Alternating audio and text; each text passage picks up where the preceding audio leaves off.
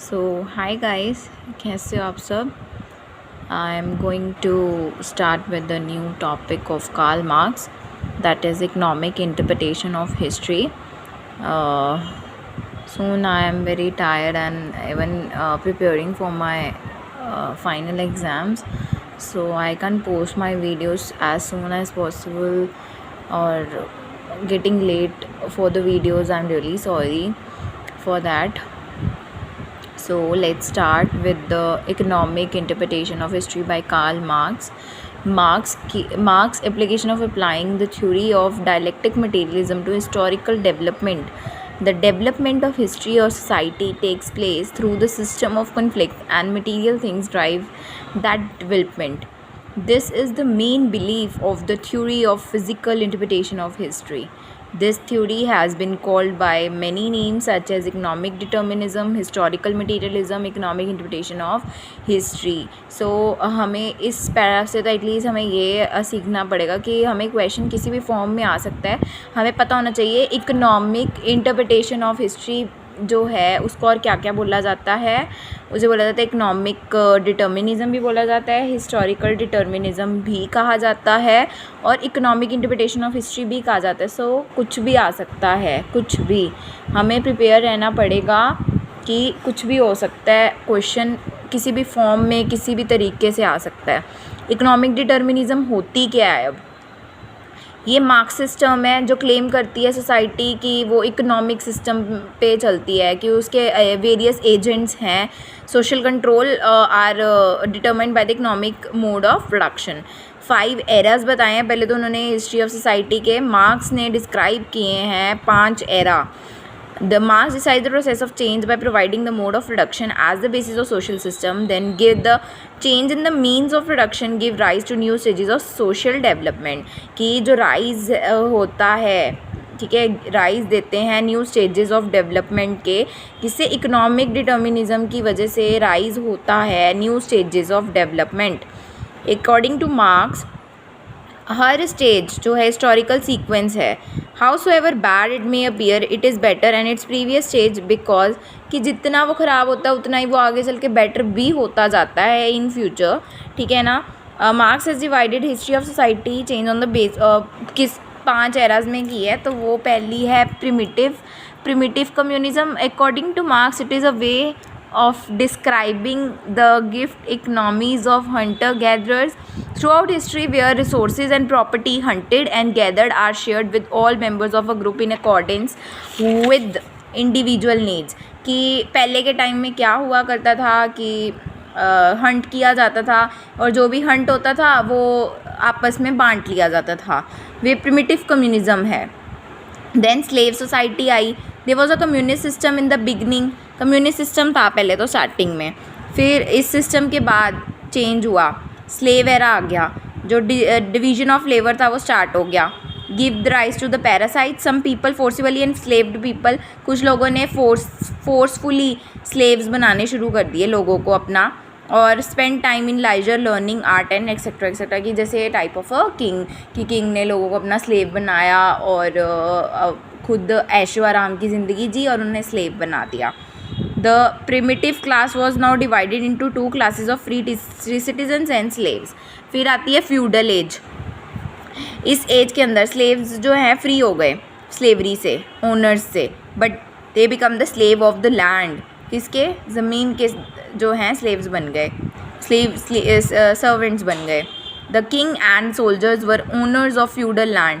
जो किंग थे और सोल्जर्स थे वो ओनर बन गए थे फ्यूडल लैंड के. Though peasants were not slaves. Peasants जो थे वो स्लेव्स नहीं थे, but were not completely free either, और कम्प्लीटली फ्री भी नहीं किया गया था उन्हें. They were free from slave status on the condition. वो एक कंडीशन पे स्लेव के स्टेटस से, मतलब उनको स्लेवरी से ख़त्म किया जाता था. एक उनकी कंडीशन थी, एक शर्त थी, that they would till the owners land and in return they would be give a share of the crop और पीस ऑफ लैंड. की वो उस पर काम करेंगे और उन्हें वो शेयर दिया करेंगे अपनी क्रॉप और लैंड का. Then comes the capitalist era. Capitalist era I.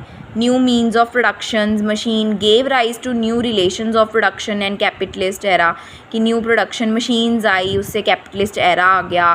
Then feudalism capitalism had means of production, expensive machines factories शुरू हुई.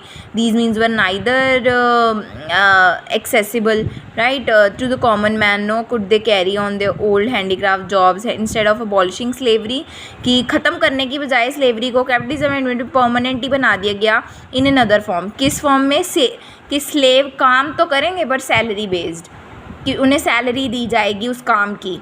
Then comes the communist era, right. Capitalist system is based on the exploitation of the polytrade, and when this exploitation reaches its climate, the worker sees his very existence in danger. He revolts against it by raising the red flag. This is called revolution. उस time revolution आ गया communist era के अंदर, उन्होंने red flags को race किया. As a result जो है classless और स्टेटलेस सोसाइटी एस्टेब्लिश हुई. कोई क्लास नहीं थी, कोई स्टेट नहीं थी, ठीक है. This society will eventually be classless and slated. The principle of distribution with the society, everyone should work according to his ability and he should get according to his work.